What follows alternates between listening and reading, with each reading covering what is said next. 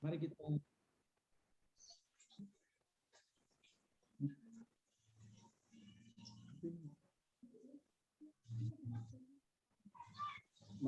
berdoa. Kami bersyukur sebab Tuhan baik. Kami bersyukur akan kasih kuasa Tuhan yang luar biasa yang memimpin setiap langkah kami hingga saat malam hari ini kami boleh ada bersama-sama. Walau melalui Zoom Tuhan, kami percaya bahwa kuasa Tuhan tidak bisa dibatasi dengan apapun juga.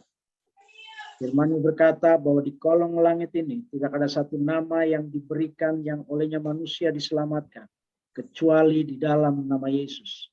Dan nama itu berkuasa malam hari ini menjamah setiap kami, mengurapi kami, membuat yang sakit menjadi sembuh Tuhan, yang berbeban berat dilepaskan, karena Engkaulah Allah yang hidup, karena bagi Allah tiada yang mustahil. Sebentar kami akan merenungkan sebagian firman-Mu, kami belajar dari firman-Mu Bapa. Mari Tuhan tutup bungkus kami, urapi kami dengan pengurapan-Mu, agar kami melihat kuasa Tuhan dinyatakan melalui kebenaran firman. Dan di atas kebenaran firman itu kami hidup untuk melayani Tuhan, menjadi berkat, berdampak dimanapun kami berada. Tuhan Yesus, biarlah segala sesuatunya Engkau yang ambil alih Tuhan. Di setiap tempat di mana kami berada, Engkau yang memegang kami dan mengurapi kami. Inilah firman-Mu, pengurapan-Mu kami minta malam hari di dalam nama Yesus Tuhan kami yang hidup. Haleluya. Amin. Shalom Bapak Ibu Saudara yang dikasihi Tuhan. Shalom. Kita bersama-sama dengarkan dan renungkan kebenaran firman Tuhan pada malam hari ini yang terambil di dalam Amsal. Saya share screen ya Pak ya. Ya. Izin share screen.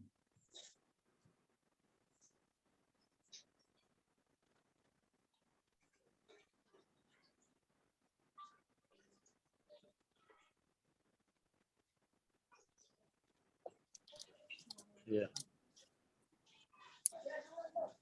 Ya, pasif, nggak apa-apa. Ya.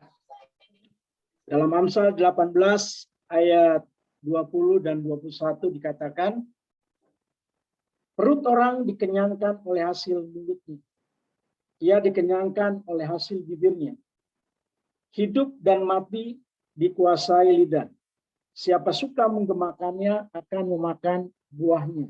Saya ulangi, perut orang dikenyangkan oleh hasil mulutnya, ia dikenyangkan oleh hasil bibirnya. Hidup dan mati dikuasai lidah. Siapa suka menggemakannya akan memakan buahnya. Nah, dalam terjemahan sehari-hari berkata begini, bagi kata-kata yang diucapkan ada akibat yang harus dirasakan. Lidah mempunyai kuasa untuk menyelamatkan hidup atau merusaknya. Orang harus menanggung akibat ucapannya.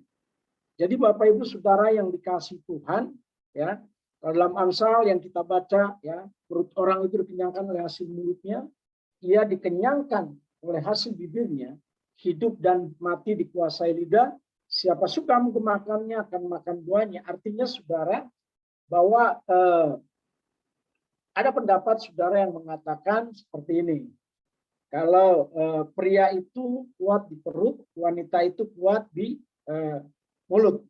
Artinya, jikalau wanita tidak berkata-kata dalam sekian kata, maka katanya stres. Gitu ya.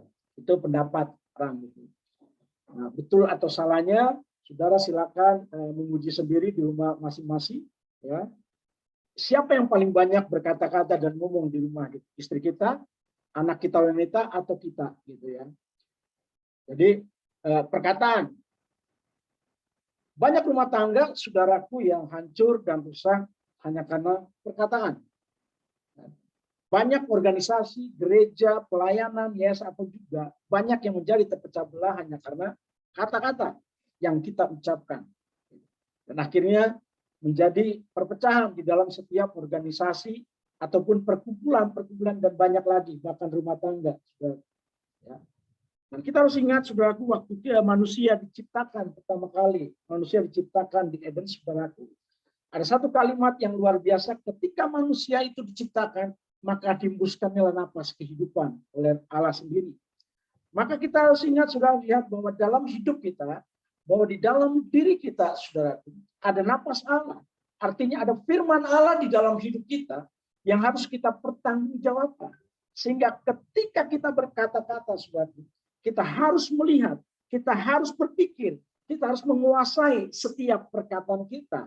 Karena saudaraku, dalam terjemahan sehari-hari, ya, Alkitab dalam bahasa Indonesia masa kini dikatakan, bagi kata-kata yang diucapkan, ada akibat yang harus dirasakan. Lidah mempunyai kuasa untuk menyelamatkan hidup atau merusaknya. Orang harus menanggung akibat ucapannya. Artinya gini, saudara. Dalam Yohanes, saudara, Injil 1, ya, ayat 12 berkata, setiap orang yang percaya diberinya kuasa menjadi anak Allah, saudara. Ada kuasa di dalam diri kita ketika kita percaya kepada Yesus. Karena dari masa penciptaan, sudah ketika Yesus juga menebus dosa kita, ada kuasa yang selalu menyertai kita.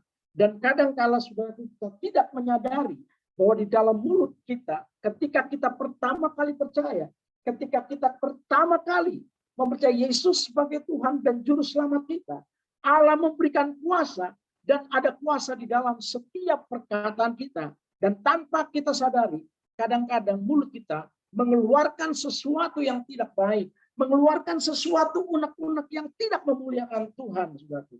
Sehingga, saudaraku, banyak hal yang terjadi dalam kehidupan rumah tangga kita, dalam pekerjaan kita, dalam sekolah kita, berbagai hal hanya karena perkataan. Banyak orang tersinggung dan sakit hati meninggalkan pelayanan hanya karena perkataan.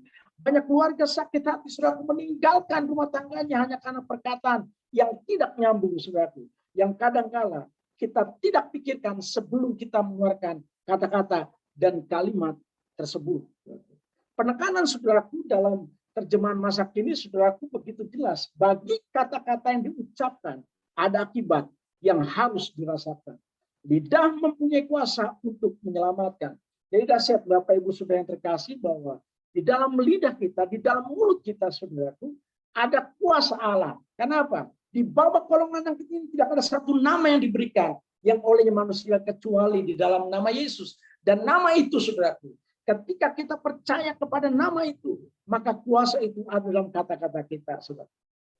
Kalau Bapak Ibu ingat dalam Bilangan pasal yang ke-13, ketika Musa mendapat perintah untuk merebut tanah Kanaan, maka Musa melakukan satu kegiatan, yaitu, saudara, untuk dikatakan untuk melihat tanah Kanaan. Dia kirim 12 pengintai yang notabene, saudaraku, ke-12 pengintai itu adalah pemimpin.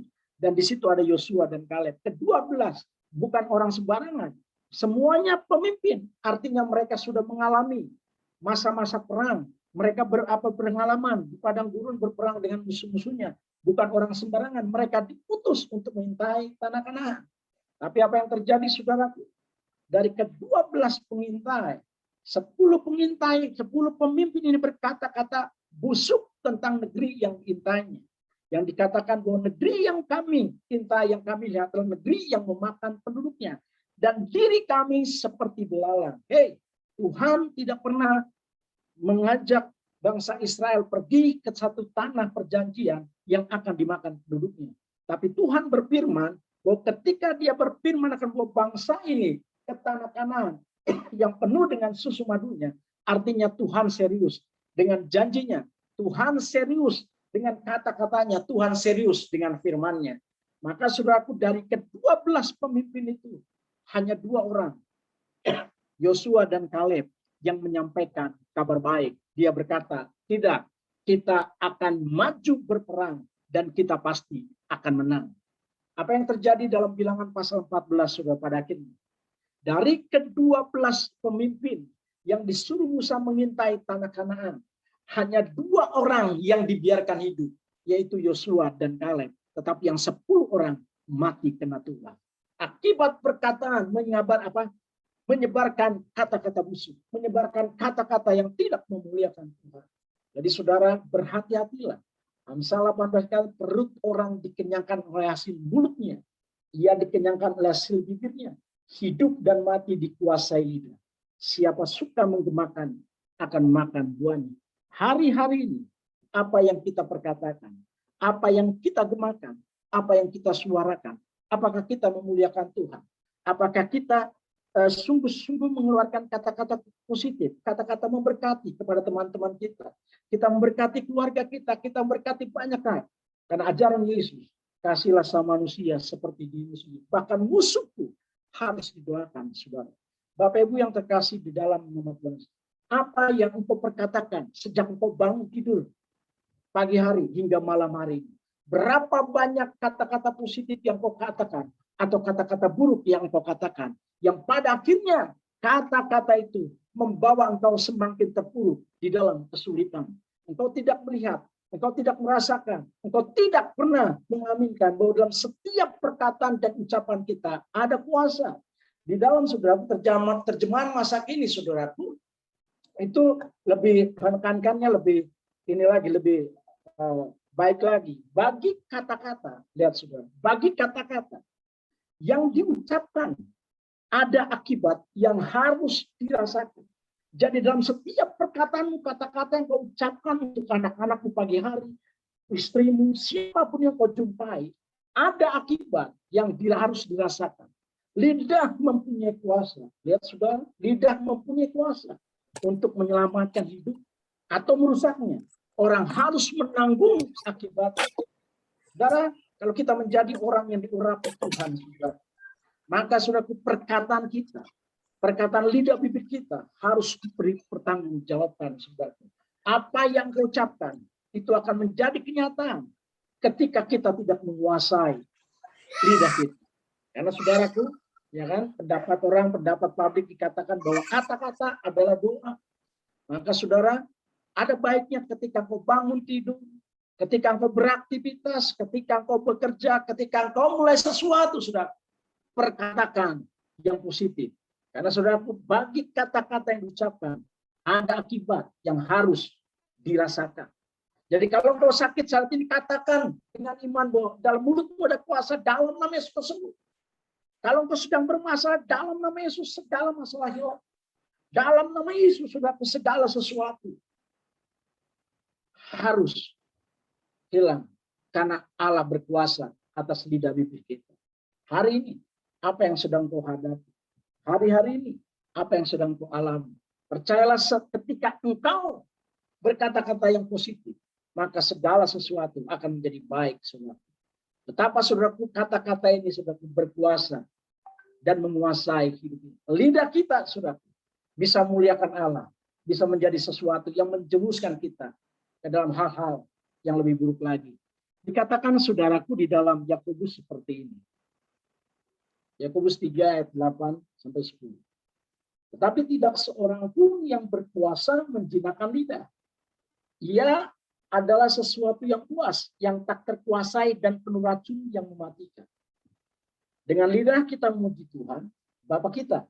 Dan dengan lidah kita mengutuk manusia yang diciptakan menurut rupa Allah. Dari mulut yang satu, keluar berkat dan kutuk. Hal ini, saudara-saudaraku, tidak boleh demikian terjadi. Ada peringatan, saudara. Hal ini tidak terjadi, saudara. Saudara dikatakan dengan tegas, tetapi tidak seorang pun yang berkuasa menjinakkan lidah. Dan benar, saudara, kadang-kala, saudara, ketika kita sedang menjalankan sesuatu pekerjaan apapun, saudara, ada saja orang yang membuat mungkin hati kita tersinggung. Ada yang mungkin membuat perasaan kita marah. Dan kadang-kala, saudara, kita ingin cepat merespon dari setiap hal-hal yang membuat kita marah, yang membuat kita panas hati, saudara. Kita ingin cepat meresponnya.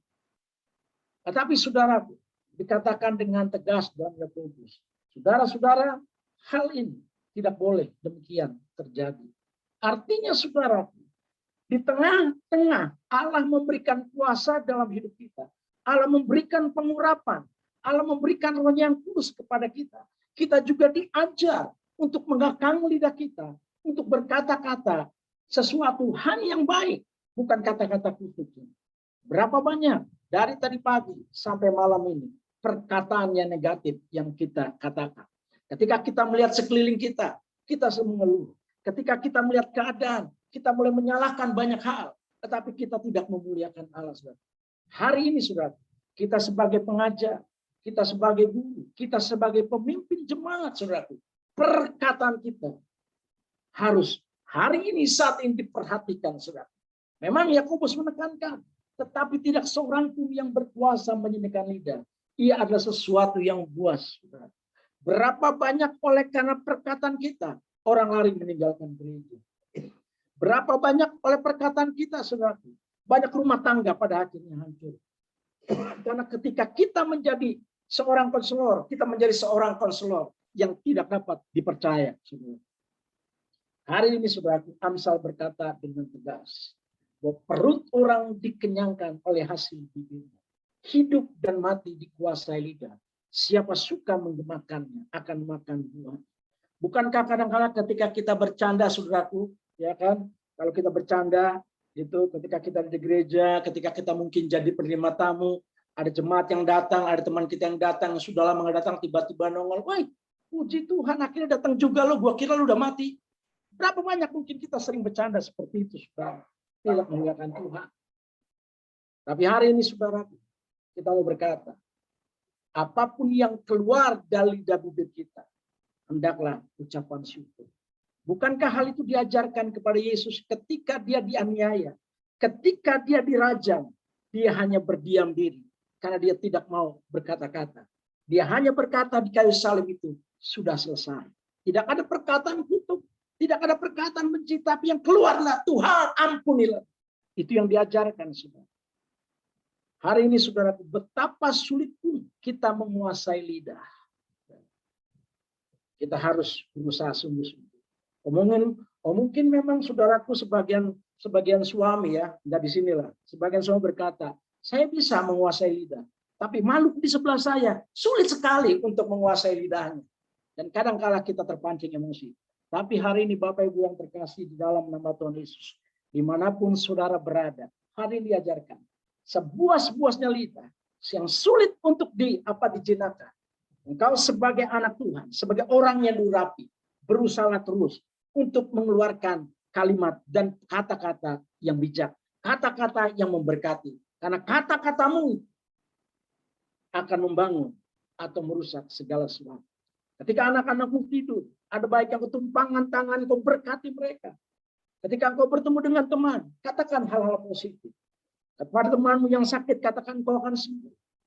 Katakan, sebab lidah dan mulut kita penuh kuasa. Karena Amsal tadi berkata, hidup dan mati dikuasai lidah. Siapa suka menggemakannya akan memakan buahnya. Jadi ketika kita menggemakan sesuatu yang baik, percayalah yang baik yang akan kita hasilkan. Ketika kita perkatakan positif, maka yang positif akan menjadi kenyataan dalam hidup kita, saudaraku. Maka Bapak Ibu Saudara yang terkasih, di dalam Kolose dikatakan, pasal 3 ayat 16. Hendaklah perkataan Kristus diam dengan segala kekayaannya. Ya saudara, di dalam kekayaan Kristus yang mengajarkan kasih, yang mengajarkan memberi, yang mengajarkan mengampuni, itu berdiam di dalam diri kita. Setiap perkataan Kristus yang memberkati, perkataan Kristus yang penuh kasih, yang ketika dia melihat orang berdosa, dia tidak mengutuk, tetapi dia katakan, pergilah dan jangan berbuat dosa lagi. Tidak ada kalimat kutuk, tidak ada kalimat yang menjelekan, tidak ada kalimat yang memojokkan seseorang ketika orang itu jatuh dalam dosa. Tetapi dia katakan, pergilah dan aku pun tidak menghukum kau dan jangan berbuat dosa lagi. Maka dikatakan, hendaklah perkataan Kristus diam dengan segala kekayaannya. Apa yang kau terima, apa yang diajarkan kepadamu tentang Yesus Kristus dengan segala kekayaannya, hendaklah itu ada dalam segala kehidupan kita. Karena dikatakan, hendaklah perkataan Kristus diam dengan segala kekayaan di antara kamu, sehingga kamu dengan segala hikmat mengajar dan menegur seorang akan yang lain sambil menyanyikan mazmur dan puji-pujian dan nyanyian rohani, kamu mengucap syukur kepada Allah di dalam hatimu. Bapak Ibu Saudara yang dikasihi Tuhan, pada malam hari ini kita mulai kembali sudah mengingat-ingat berapa banyak dalam waktu 2 jam ini perkataan yang kadangkala buruk yang kita katakan. Bukan perkataan yang memuliakan Tuhan. Ketika kita bertemu dengan jalanan macet, kita mulai mengeluh, macet lagi, macet lagi. Ketika kita bertemu saudaraku dengan dosen yang agak galak, waduh dosen ini killer sekali gitu. Kenapa saudaraku kita tidak berkata bahwa di dalam nama Yesus dosen yang killer menjadi baik? Kenapa tidak kita katakan saudaraku sesuatu yang baik, saudara? Kita katakan sesuatu yang positif. Karena bagi Allah, Alkitab dikatakan tidak ada yang mustahil. Maka ketika kita berkata-kata yang positif, maka hal itu akan terjadi. Bukankah dikatakan Elia manusia biasa, tetapi ketika dia perkatakan hujan tidak turun, dan itu tidak turun. Bukankah Yosua juga sama seperti kita, tapi ketika dia berdoa, bulan dan matahari berhenti, maka itu berhenti. Lalu apa bedanya dengan kita? Mungkin perbedaan cuma satu, saudara. Kita tidak bisa menguasai lidah kita. Kita tidak bisa memperkatakan sesuatu yang baik. Apa yang terjadi dengan orang-orang saudaraku dalam sejarah Alkitab yang berkata-kata busuk tentang pemimpinnya, berkata-kata busuk tentang rumah tangganya, berkata-kata busuk oleh temannya, apa yang terjadi dengan mereka, saudara? Maka mereka semua sirna di padang gurun dengan kuasa Allah. Hari ini, malam ini, Bapak Ibu Saudara yang terkasih, dalam firman Tuhan, malam hari dikatakan dengan tegas bahwa apa yang kita perkatakan itu kita akan memakan buahnya. Dan dikatakan saudaraku sekali lagi, saya ingatkan bahwa dikatakan bagi kata-kata yang diucapkan ada akibat yang harus dirasakan. Lidah mempunyai kuasa untuk menyelamatkan hidup atau merusaknya.